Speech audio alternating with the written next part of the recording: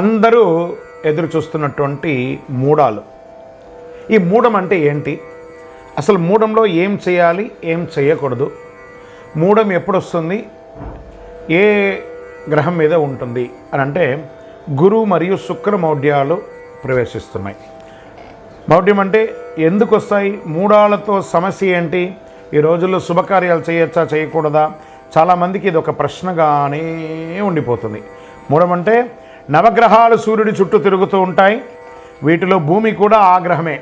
భూమి సూర్యుడు ఒక గ్రహానికి ఒకే వరుసలో ఉన్నప్పుడు ఆ గ్రహం భూమి మీద ఉన్నవారికి కనబడదు. దీన్నే హస్తగత్వం లేదా మూడం అంటారు. సరే, గురు మూడం, శుక్రమూఢ్యం. గ్రహాలకు రాజు సూర్యుడు. సూర్యుడికి అత్యంత సమీపంలో ఏ గ్రహమైనా వస్తే ఆ గ్రహం తన శక్తిని కోల్పోతుంది. అలా గురుమూఢం శుక్రుడికి దగ్గరగా వచ్చినప్పుడు గురుమూఢం, శుక్రుడు సూర్యుడికి దగ్గరగా వచ్చినప్పుడు శుక్రమూఢ్యం వస్తుంది. ఈ సమయంలో అవి బలహీనంగా మారిపోతాయి. ఆ గ్రహాలన్నీ కూడా సూర్యునికి దగ్గరగా గురు శుక్రులు వచ్చినప్పుడు బలహీనంగా మారిపోతాయి. గురు శుక్రులు శక్తులు తగ్గి బలహీనమైపోయి నీరసపడిపోతాయని కూడా చెప్పచ్చు. వాటి యొక్క శక్తి కూడా సన్నగిలుతుంది. అంటే ఒక 1000 వాట్స్ బల్బు ముందర, మంచి 1000 వాట్స్ బల్బు, ఇప్పుడు మనం షూటింగ్ చేస్తుంటే లైట్స్ అన్నీ పెట్టారు కదా, ఈ లైట్స్ ముందర ఒక చిన్న క్యాండిల్ పెడితే ఎలా ఉంటుంది, అలా సూర్యుడి ముందర వస్తే ఆ గ్రహాలు కూడా శక్తి కోల్పోతుందని కూడా చెప్పచ్చు. గురు శుక్రులు శుభగ్రహాలు కాబట్టి అవి సూర్యుడికి అత్యంత దగ్గరగా ఉన్నప్పుడు మూడాలుగా దాన్ని పరిగణిస్తారు. మూడాలు ఇలా అంటారు. ఈ రోజులో ఎలాంటి పనులు చేయకూడదని చెప్తారు. ఎందుకంటే ఈ శుభకార్యానైనా గురు శుక్ర గ్రహాల బలమే ప్రధానం. గురుబలం ఉందా, శుక్రబలం ఉందా మొదలుపెట్టని అంటారు కదా, అవి లేనప్పుడు ఈ 2 గ్రహాలు బలహీనమైనప్పుడు ఏది చేసినా కలిసి రాదు అని చెప్తూ ఉంటారు. మూడంలో ఏ కార్యక్రమాలు నిర్వర్తించకూడదంటే శుభగ్రహాలు గురు శుక్రులు బలహీనంగా ఉన్నప్పుడు. కాబట్టి మూడాల్లో వివాహాది శుభకార్యాలు, ఉపనయనాలు, గృహప్రవేశాలు, భూమి పూజలు, శంకుస్థాపన నిషిద్ధం. పుట్టు వెంట్రుకలో తీరాదు, ఇల్లు మారకూడదు. సరే, మూడాల్లో ఏమేమి చేసుకోవచ్చు అంటే అన్నప్రాసనం చేసుకోవచ్చు, ప్రయాణాలు చేయవచ్చు, ఇంటి రిపేర్లు చేసుకోవచ్చు, భూములు కొనడం, అమ్మడం, అగ్రిమెంట్ చేసుకోవడం, ఇవన్నీ చేసుకోవచ్చు. నూతన ఉద్యోగాల్లో కూడా చేరవచ్చు, విదేశాల్లో ఉద్యోగం కోసం వెళ్ళొచ్చు, నూతన వాహనాలు కొనవచ్చు, నూతన వస్త్రాలు కూడా కొనుక్కోవచ్చు, ఇవన్నీ చేసుకోవచ్చు. సరే, మూఢకాలంలో శుభకార్యాలు చేస్తే ఏమవుతుంది, ఏమైనా తప్పు జరుగుతుందా? మహర్షులు జ్యోతిషాస్త్రరీతిగా పండితులను అనుభవస్తులు చెప్పిన దాని ప్రకారం మూఢం సమయంలో ఏదైనా శుభకార్యం చేసినా అశుభం వినాల్సి రావస్తుంది, కష్టం కలగవచ్చు, నష్టం వాటిల్లవచ్చు. అందుకే మూడాల సమయంలో శుభకార్యాలు చేయకండి అని అన్నారు.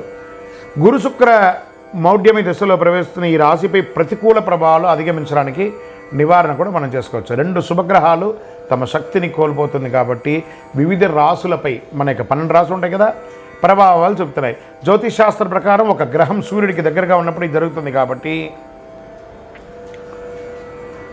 ఆ రాశులు ఎవరు, ఆ నక్షత్రాలు ఎవరు మనం చూద్దాం. గురు మరియు శుక్రమౌఢ్యం కలిసినప్పుడు 7 రాశులకి 7 నక్షత్రాల వారికి ప్రధానంగా అశుభకరం కాబోతుంది.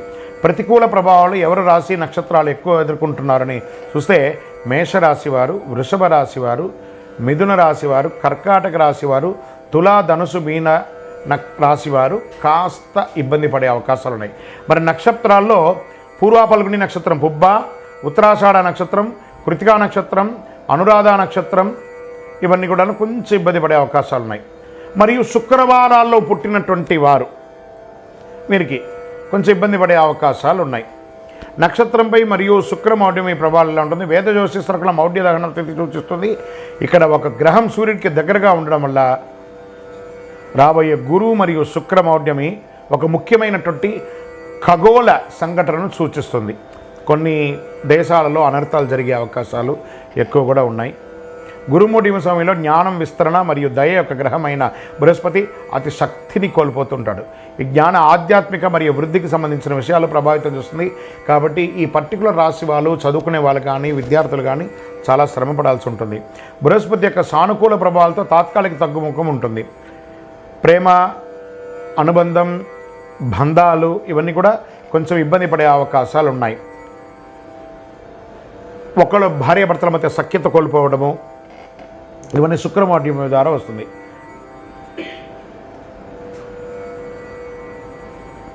వృషభ రాశిలో గురుమౌఢ్యం సమయంలో బృహస్పతి యొక్క సానుకూల ప్రభావాలు బాగా తగ్గుతుంది.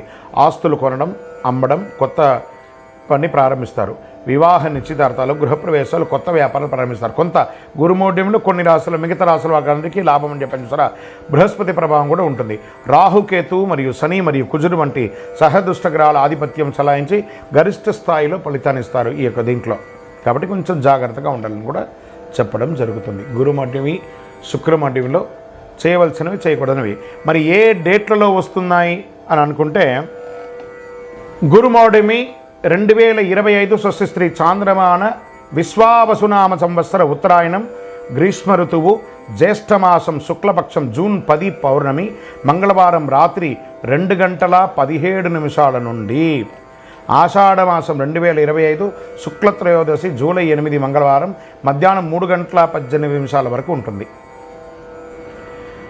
మరియు శుక్రమౌఢ్యమి ఎప్పుడు వస్తుంది అని అనుకుంటే 2025 శుక్రమౌఢ్యమి 2 సార్లు వస్తుంది. చూడండి, స్వస్తి చాంద్రమాన శ్రీ క్రోధినామ సంవత్సర పాల్గొన మాసం మార్చి 18 మంగళవారం ఉదయం 7:15 ప్రారంభమయ్యి, పాల్గొన మాసం శశిర ఋతువు ఉత్తరాయణం మార్చి 28 శుక్రవారం వరకు ఉదయం 6:30 వరకు ఈ శుక్రమౌఢ్యమి ఉంటుంది. శుక్రమౌఢ్యమి స్వస్తి చాంద్రమానైన విశ్వావసునామ సంవత్సర దక్షిణాయనం హేమంత ఋతువు మార్గశిర మాసం శుక్ల దశమి ఆదివారం నవంబర్ 30 మధ్యాహ్నం 1:58 ప్రారంభమయ్యి, శుక్రమౌఢ్యమి 2026 సంవత్సరం ఉత్తరాయణం మాఘమాసం కృష్ణ ఏకాదశి ఫిబ్రవరి 13 శుక్రవారం రోజున ముగిస్తుంది. ఈ సమయాలలో శుభాది కార్యక్రమాలన్నీ కూడా నిషిద్ధమని కూడా చెప్పడం జరుగుతుంది. విజయోస్తు.